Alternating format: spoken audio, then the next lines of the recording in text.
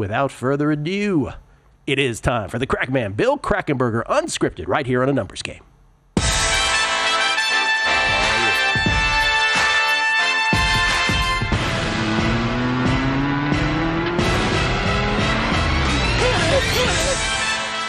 What up? How you doing? Ladies and gentlemen, it's the iconic Kangol-wearing Bill Krackomberger. Yeah, how we doing? Okay, We're doing great. What a game last night. I know everyone was pumped up. I'm hearing about it constantly. One of the most amazing basketball games I've ever seen in my life. It just goes to show you, though, how again, like I say, I know people don't want to hear it. Some people, NBA is unbeatable.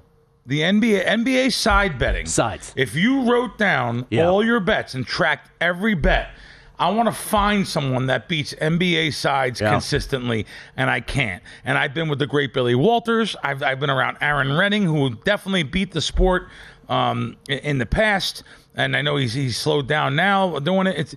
I've been around. There's another guy that I'm not going to mention his name, one of the best bettors of all time, made tens of millions of dollars, and also struggled with the NBA. And even Billy, I remember back in the day, Billy had a season he tried to bet baseball because he heard, he found some kind of a program. And the same thing with the NBA. He found some kind of program, 2 different seasons, tried to beat NBA and lost. So it is. NBA sides are so random. I don't care who says what. It's Plinko. You can win any given season. I understand you can just run good any given season. But NBA is unbeatable betting NBA sides. Not totals, you're saying sides. Totals are beatable. Yes. Props are definitely beatable. Listen, even in this, so we're doing this, I don't know if you know this, we're doing a contest. Yeah, I knew you were doing it. 15 people were invited to do this contest. And, I've tracked my Plinko ones. Again, Plinko, the Price is Right game where they drop the metal chip at the top and then it bounces down the rungs and then picks up speed and then picks up, boomerangs back and forth and finally lands in a slot. NBA sides are like that. They are Plinko. So many NFL games are like that too, but the NBA sides for sure. And if I go back and I break down the games that I've picked, I'm 1-3-1 on the Plinko bets. Last night was my first winner on the Plinko. Oh yeah, But you're right. You have to, I absolutely think that people who bet the NBA full year, I like you guys, it's Meshuggah.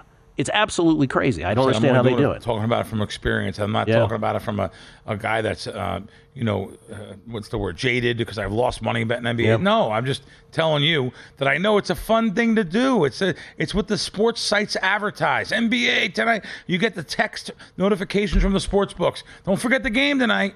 And let me tell you something else. This is going to sound unbelievable.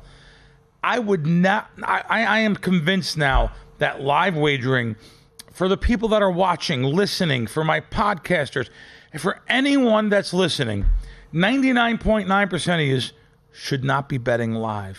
That's right. Just leave it alone. Why? The human condition. We're so... how many people bet that live game last night? How many bet the overtime of that game? By the way, you're betting into a market that's either 115 both sides or 120 both sides, and you're betting into literally unbeatable lines long term because of the juice situation. You may have won last night's bet. I'm not saying that, but I'm just telling you, I wouldn't even recommend live betting for anyone. Anyone at home, no live betting, because here's what happens. You want to make one or two, even NFL season. I got to bet this live. I didn't bet it ahead. I didn't get to bet it ahead of time. Let me bet it live. Here's what'll happen. You'll bet 1, 2, 3, 4. Next thing you'll know, you'll have your whole account full of live wagers because you can't help yourself. We're true at heart gamblers. And by the way, it's closet gambling. You're not waiting online to get a ticket. It's closet gambling, all done on your app. When it's all said and done, at the end of the day, you say, wow, what did I do here? I'm just telling you, long term, I wouldn't even recommend live wagering for anybody. PSA from Bill Krackomberger. You had me sold at 95% of use. When you said that, I was like, that's my guy right there. 95% of use. Oh, sorry. No, your point is well taken. And I agree with you. I agree with you that for most... I don't know if it's 95%. Yeah, because I was going to come in here and say Gil's not going to agree with me. No, I agree. For most. Yeah, most people. For most people, because, I mean, we could say for most people, you probably shouldn't, do anything. You probably shouldn't do it. Like half the stuff, at least 95% of the stuff you're betting to begin with pre-flop. But live betting, yes. So the straddle is wider, what you're talking about with the juice, right? The straddle is wider. And you have to, again, it's like you to do this correctly. And I bet sports differently, right? Tennis and baseball are more data-driven than anything else, and those happen to be the two sports I like to bet the most. But if you don't have any kind of number foundation, you're probably doing this wrong, right? To begin with. And so for you to then do things on feel with live betting is perfect wording. Feel. On feel. Yes. That's what they're betting on. That's the thing. I know. They're betting on feel. Yeah. That's right. Now, let me give a different sort of side of that. So Fezzik, and I'll apologize to Steve in advance for using him as an example. So Steve does things Todd and I have this great conversation always. Todd and I are always like, Stevie's the smart guy. We're the idiots, right? Because Stevie is so slave to the market. Slave is the wrong word because that has a connotation. He is beholden to the market, and he believes in the market so much, bereft of opinion, right? He's often he doesn't have any opinions at all. And Todd and I always bust on ourselves because like we're the idiots that have opinions. We shouldn't have opinions, right? So last night though, because of what was happening in the game, sometimes that can nip you too, because Stevie kept in-gaming the under in that Pacers game. Now, I know it went to overtime, but even before it went to overtime, like it was just an overfest. And at one point, I was like, I wouldn't be betting the under on this, right? So I do think, and that's because of what the pre-flop market price was, and so he thought that they would regress and that sort of thing, and to some degree it did in the third quarter. But I'm just saying there's no perfect answer to any of this, but your overall feel is, your overall sentiment is well taken. You want to know how to beat it? There is a way to beat it. Yes, there is. Absolutely. If you have the bankroll and you have the outs, I would take multiple computers, by the way, and I would have literally Pinnacle, Chris, maybe the live lines on one of your live line screens, what they are at some of the sharper sports books. Now I'd have Stations, I'd have Coast, I'd have maybe even South Point. I'd have in order, and I would make sure you can definitely beat a place like Stations, maybe Caesars. Just having those sharper, you don't have to know anything. You don't have to know the single one person on any team. All you're doing is betting their algorithm against the sharper sportsbook's algorithm. I guarantee you, at the end of the season, you will win. But it's not fun. It's not fun. I know. That's it's tedious, and it's a job. Now it becomes a job. But I can guarantee you, by having that live Pinnacle line, by having that live Chris line, by having that live Circle line, and by having an odds screen, now that's all cost money to have these things and compute multiple computers and then bet it against Stations and the Coast, you will beat those casinos. However, they won't let you beat them because they throw you out. They limit you to a grocery dollar. But that's what the beard. That's where the beards come in. What you're just describing is what I call mechanical sports betting. That's just my word for it. But you're 100% right. But here's the question though: what percentage of sports bettors are willing to do that, or are interested in doing that? Forget willing. Interested in doing that. Yeah. Not many. Because I will speak on behalf of myself. I've never been interested in doing that, even though I know that that's a solid mechanical droning way of doing it. And if it wasn't for that solid mechanical way of doing things, you wouldn't know Bill Krackomberger today. That's right. That's all I did in the 90s. That's what made your bankroll. I bankroll. middled and scalped and built a bankroll off of $1,000. Yeah. I sent $500 to two sports books in far off places. They matched it and gave me two $1,000 deposits. And I was off and racing because I said, wow, they matched the money and I can middle and scalp for $10, $20 a game and build a bankroll up. That's exactly what I did. I started out with $1,000. You don't do it anymore though, do you? No, I don't middle and scalp. No. Yeah. There is a group for that, but I just don't. I don't do that. Yeah. It's not that it's not advantage. Yeah. I guess it is. But there's so many groups out there that are doing it or trying to do it. People think they're middle. More people think they're middlers and scalpers than actually are. Bill Krackomberger. We're just getting started. Right here on a numbers game at VSiN, the Sports Betting Network. Spence at Spence CC. Betting the NBA for me is basically playing that home game of Plinko from the old Price is Right. Hey, copyright, betting dork, beating the book podcast, numbers game. Scott H. Sportsnut 2020 got 15-1 at 7 minutes left and 30-1 with 2 minutes left on the Pacers. Huge game one victory. Love the show. Did you really? Are you being serious, Scott? Because the books it wouldn't even been on the books that I had available. They would have had a grade out. Jeff Cam. I'm a recreational bettor. I use a service you have reads for occasionally that keep my stats. I use a service that I have reads for that occasionally it keeps your stats. This year I've made over 1,600 bets Already using 5 sportsbooks, I don't realize how much I fire. Interesting. Oh, good.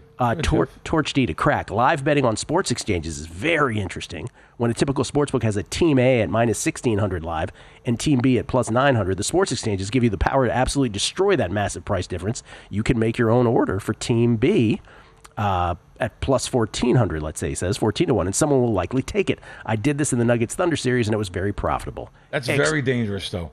Playing with this is when you're putting up stuff on one of the markets, right? Is that what he's saying? I believe that's what he's yeah. Boy, I tell you have to make sure you take it down right away. You have to be on a live AM feed. Like there's a lot of things you really want to make sure you don't get screwed on. And I didn't know they even do that. Of course, we don't have any of them here, so I didn't realize that they even do that. But Montreal Max, crack is right on the league, and I think with all these threes being shot now, betting the NBA would have also been a problem for even legendary Hall of Famer Chuck Schaap, now known as the boxer in the 80s and 90s as the most respected NBA bettor we ever booked. Definitely. There is no question. No one's disagreeing with this. There is no question that NBA side betting is a Plinko machine. Chris Heath, I cut my teeth betting NBA before the service I was using tried to upsell me due to their success. That's when I realized it was a fraud. The next thing I realized was how many points were scored in an NBA game.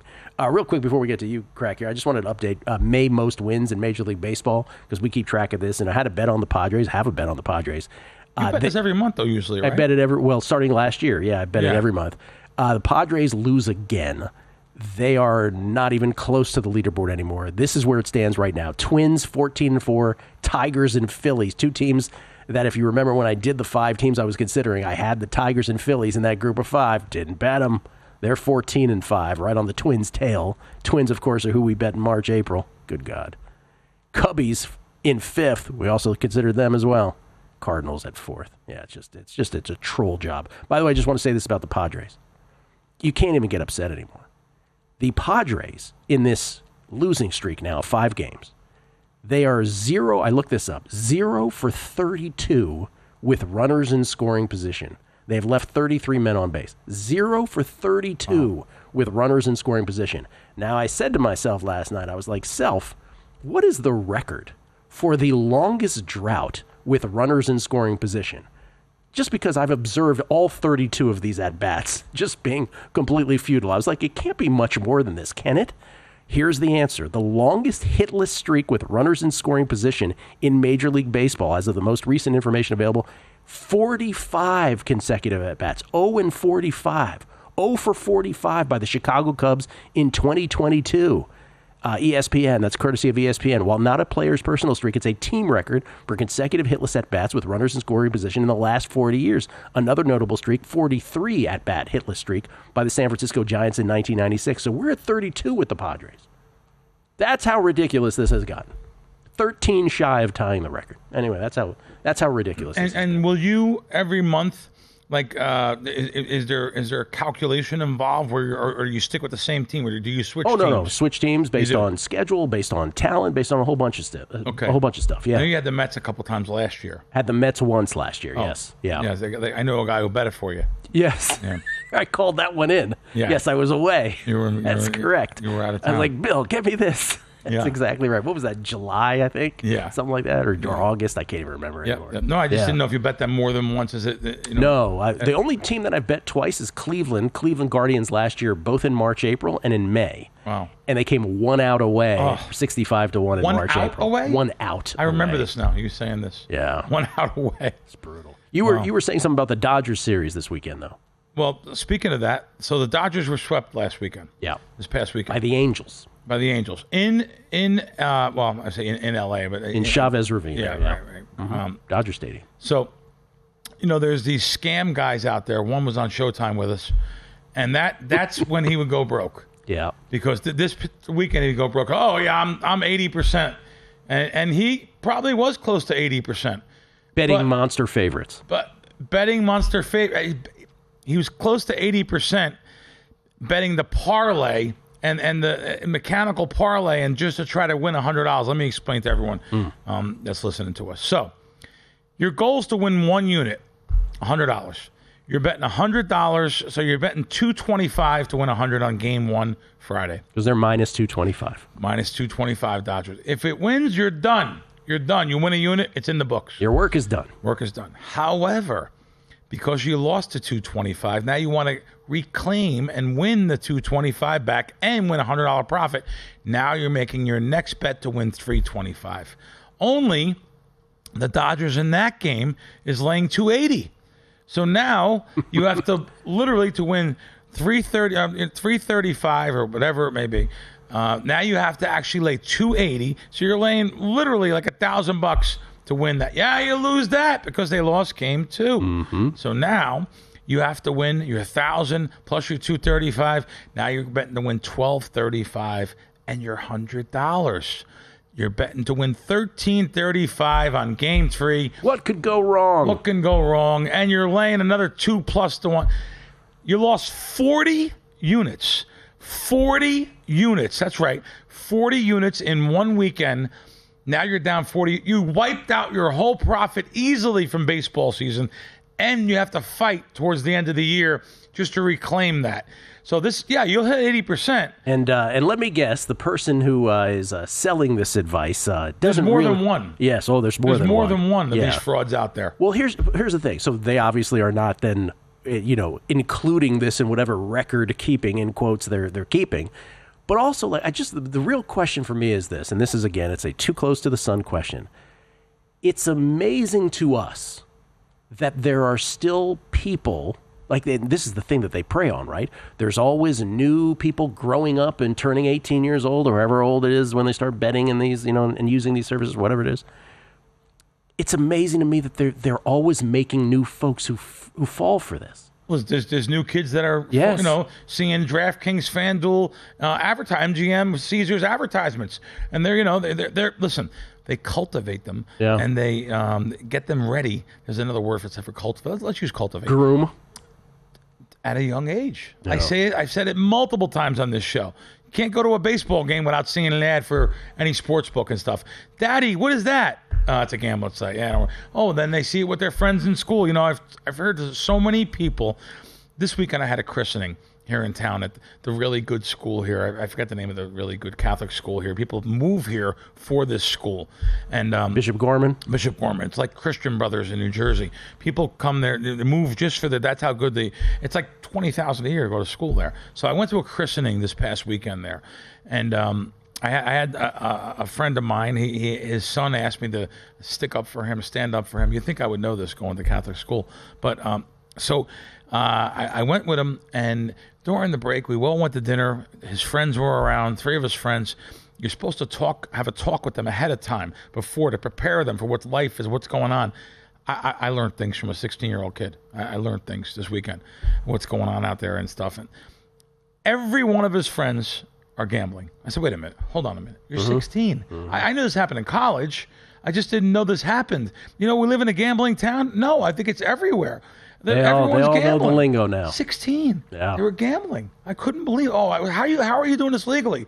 Oh, we use our dad's account. Or better yet, the one kid said, my dad let me sign up for an account. I literally gave him $100. I'm working. I gave him $100, and he opened up an account and threw me his phone. You know what? I'm not blaming the parents because they don't know any better. Yeah. My father took me to the Monmouth Park when I was 8 years old. I got my first Exacta for $400. It was over. Game on. You know what we should do, Billy? We should start a sports betting network that tries to speak and educate people. Oh, wait a minute. Yeah. Here we are. Yeah, we do that on our show. I hope that we can affect at least one positively. No, I just didn't know what was going on for 16-year-olds this weekend.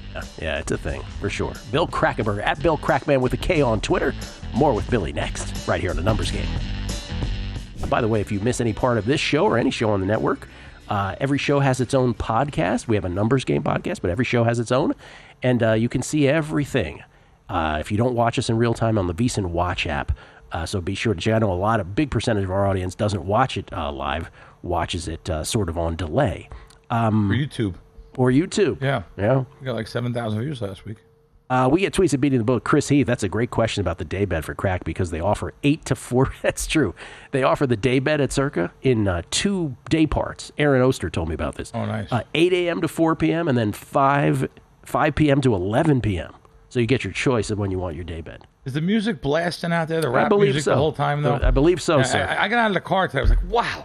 this is unbelievable. Like this, people really want 7 a.m. to hear this music so blasting like this. But however, there must have been studies done, and you make more money with the am I saying the right word? Rap music? What else is it called? Yeah, hip hop, rap. Hip hop. I personally, I hate it. Well, I don't think it's by and large. I mean, when we used to get out of our cars at the D, it was like it was sort of, you know, it wasn't really hip hop. It was more like dance music, right? And it was. I can do the dance music. I can bust a move. Bill can bust a move. We used to get out of our car there, the valet, and I used to be like, "Oh my God, Randy, it's 6 in the morning. Can they turn this down a little bit?" You get it. Oh, 7 in the morning, 6 in the morning. It's like, wow. It's a lot. Oh my God, that'll wake you up. You don't need coffee. This is from Teddy Rack. He said, Bill, dropping some knowledge on VSiN, hashtag don't live bet. How about them Niners at LV Aces 51 says, for Bill, they coddle these young kids. That's the word you're looking for. That's a New good word. bettors. They coddle these young kids, trying hard to help them. Some are beyond help, unfortunately, he says. SoCal Fantasy, wait till Bill finds out that they're vaping and drinking. Yeah. Sunday 3, Gil, I'm a high school teacher in Central Cali. I have a 14-year-old freshman talking about their bets on prize picks every day, and they have no idea what they're doing. Unbelievable. Yeah. Unbelievable. And then Chance Copperpot. Bill is right, been part of the same Discord group for years, and there are a lot of young people. They all think they're going to be rich on parlays, sign up under mom's name, and bet with grandma's money. It's a real problem. You and I have been saying this forever, though. Think about this. Since day one on this show, yes, we have. We have said that they're creating so much problems, and for the future, it's not just the doctors, the lawyers, the Wall Street people, the professional people.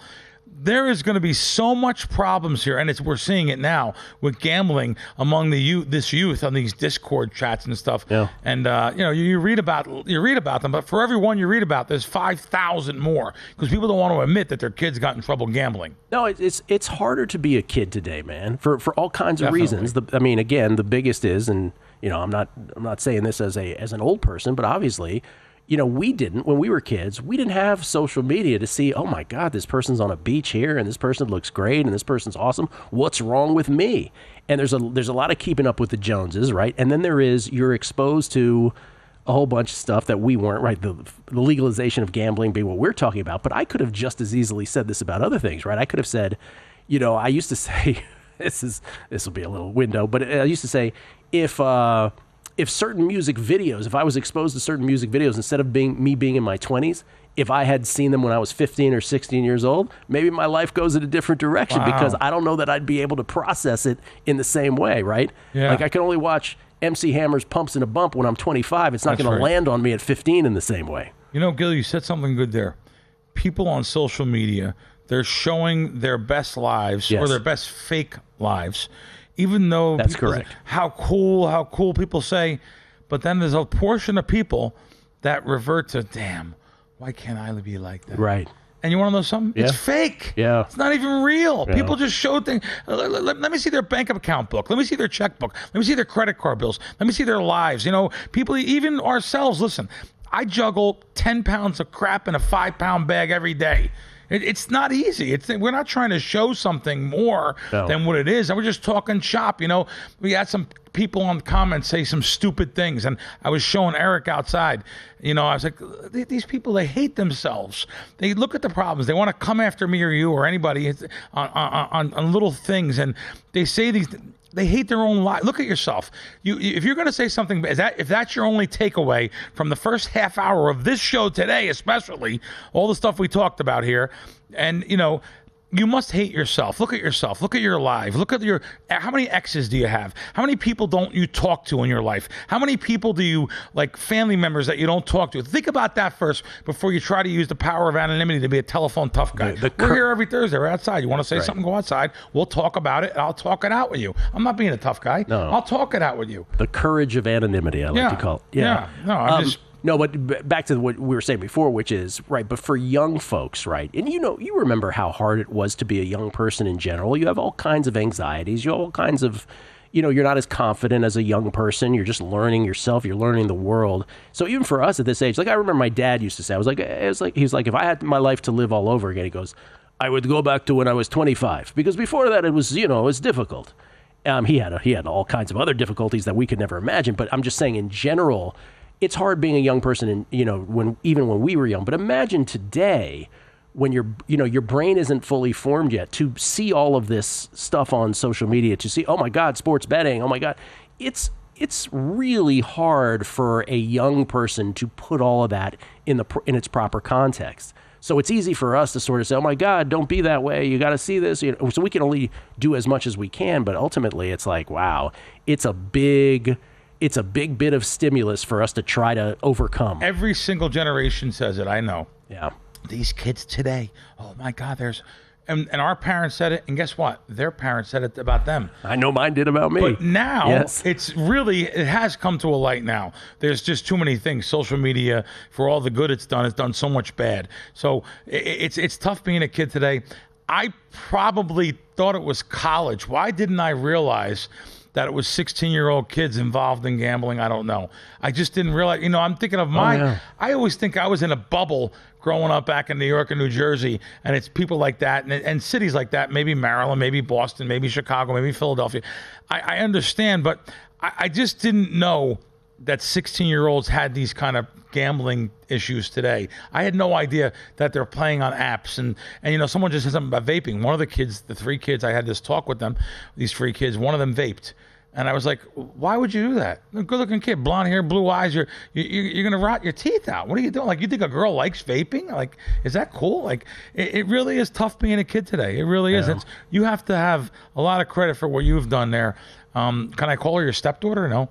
You could call her. I treat her as if she is my own daughter. Yeah. Yes. No, but you have to be real proud that she went to a private school, and now did she start NYU? No, in September. Next year. So is she a senior? She is a senior, and she just graduated from high school. She just graduated. Yeah, and she's going to NYU. Yeah. I mean, Jesus, that is looking at her mom and looking at you, and you know, someone.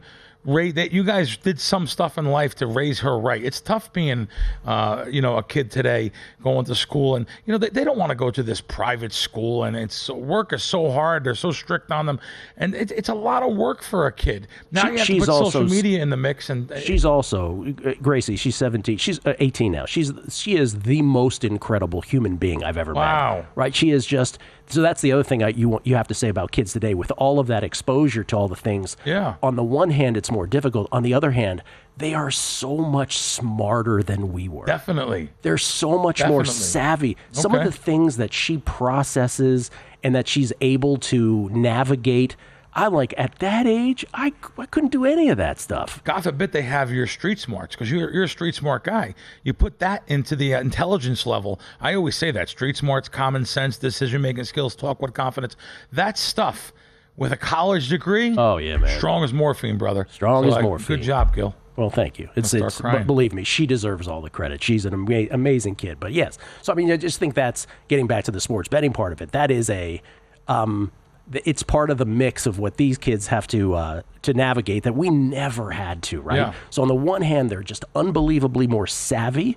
And on the other hand, it's only going to be, natural that some folks are not going to be able to navigate it.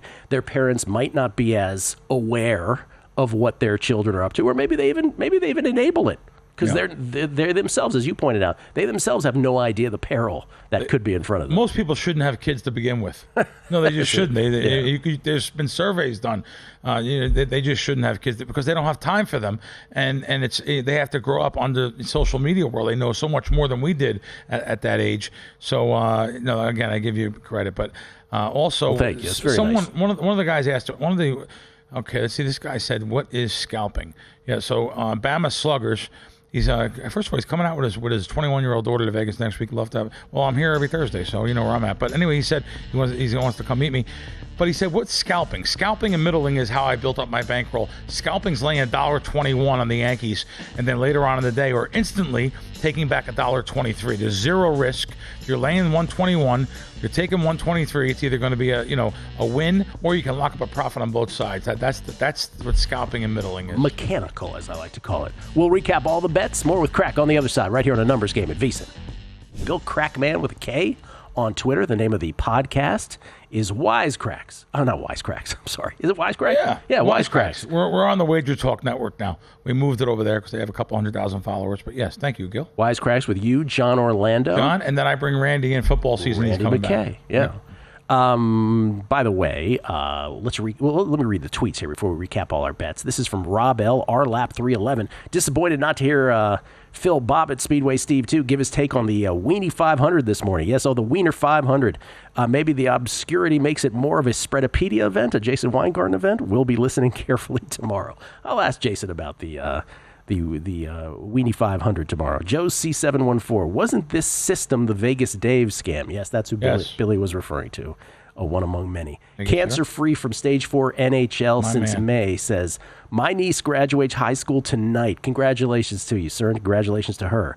I am so proud of her, he says. Super smart, played soccer all 4 years of high school and has a GPA of at least 4.50. Wow, I didn't know you could have a GPA that high. She's also a really good person, proud to be her uncle. Wow. Very nice. Yeah, I hear you, cancer-free, because I always say to Grace, I'm like, trust me, you have done more for me than I have done for you. Wow. I always say that to her. That guy's been around for many years, too. That guy cancer-free? Cancer-free, yes. Congratulations for being cancer-free. Keno Walker, it's not a Bill and Gil rant. It's a PSA therapy course. Take advantage of these segments. It's free tuition, he says. Thank you, Keno. Jeff Cam, yes, the other way to call what Bill is talking about is arbitrage. Yes. Arbitrage is the other more fancy word for it. Giuseppe Beda. I love this name here. I'm sure kids now are betting more money now, but I remember in high school, my friend and I would alternate picking college football sides heads up for $1 a game, as well as betting on our high school football team's games. It was how I covered my gas money each week. Giuseppe, I was the kid who started the football pools in my school. I kept it going for 2-3 years, just picking winners. Yep. And I was always scared. I told the story many times. I was scared that the teacher that they would finally catch me. And finally, on the third year, bam, grabbed my shoulder, Mr. Sorkin, with his North Carolina accent. He's like, how do I get in on this football pool? Oh, my God, I remember you saying that. Then I knew I might be onto something. Jamie Leva with the young MC reference, followed up by Gil with the MC hammer drop. I love this show. Have a fantastic day, gentlemen. Thank you, Jamie. And then Margin Call says, tell him about the pickle I got myself in, Bill. Oh, yeah, he texted me today. No, he did get himself in a pickle. You got to be careful, too. I'll tell you, it's true. I've done it myself. I haven't done it in years. I've done it myself. He texts me, and he's like, Bill, I can't believe that what I did here. So here's his parlay.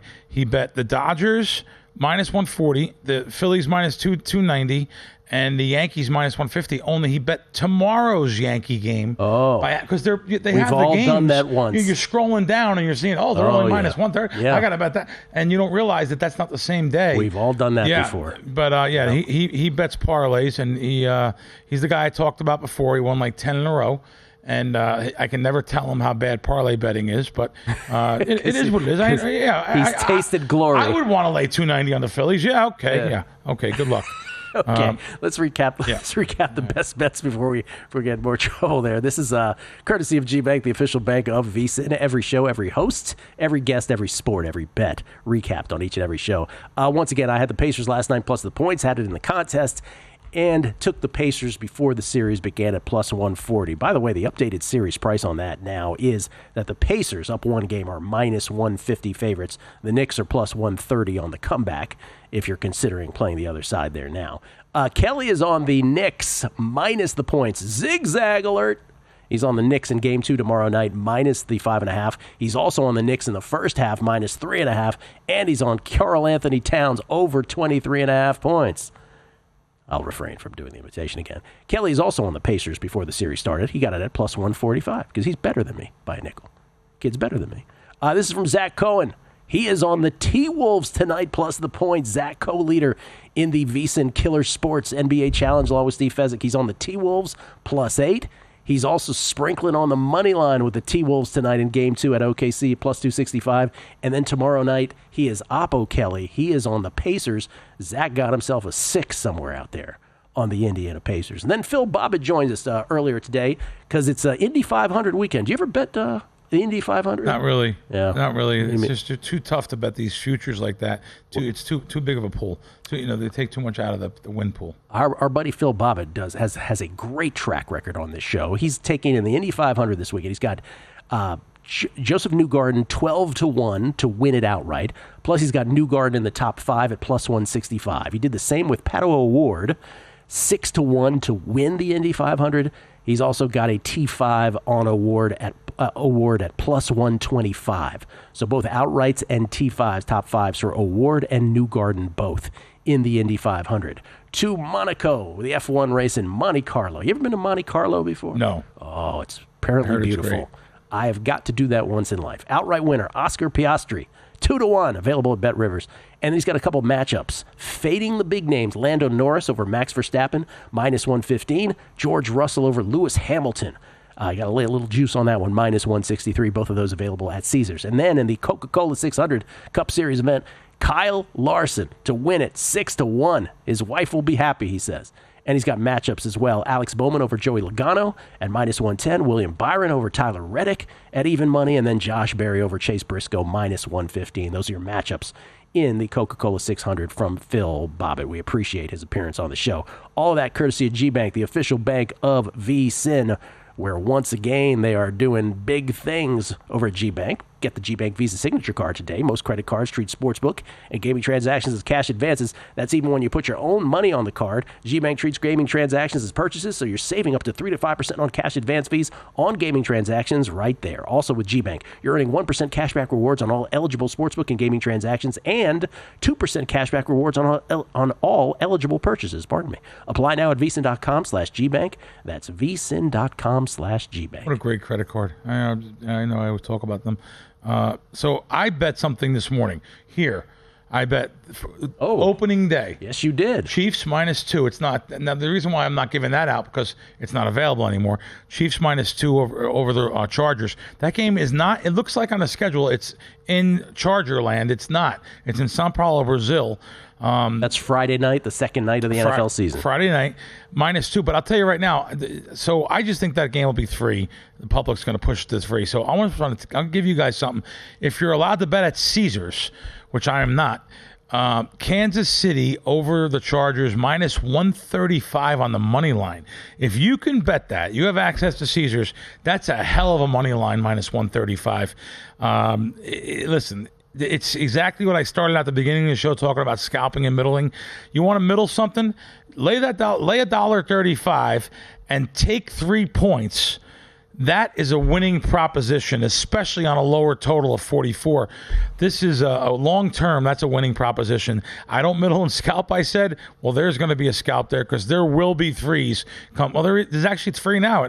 DraftKings has +3 -15, which I'd be happy to bet both sides of that. So that means you're laying $1.35.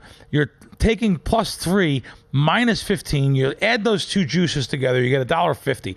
That means cut that in half, $1.25. It has to, that's your estimated juice altogether. You have to cut it in half what you're going to lay.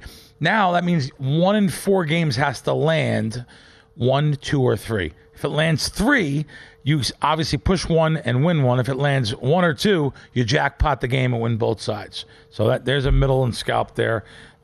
For anyone that wants to middle and scalp, there's a thing. So I haven't gone on to no rants. We got 2 minutes left. I am going to hit one real quick.